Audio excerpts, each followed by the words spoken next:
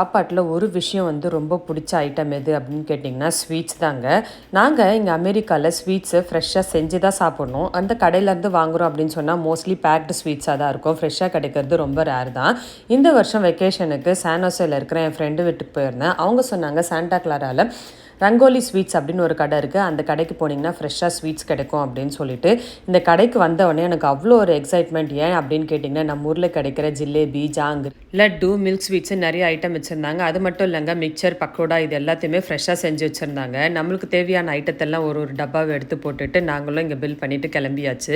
இந்த கடை எங்கே இருக்குது அப்படின்ற இன்ஃபர்மேஷன் எல்லாமே இந்த வீடியோட லாஸ்ட்டில் கொடுத்துருக்கேன். மறக்காமல் இந்த வீடியோ பிடிச்சிருந்தா லைக் பட்டனு, சப்ஸ்கிரைப் பட்டனு தட்டி விடுங்க. தேங்க்ஸ் ஃபார் வாட்சிங்.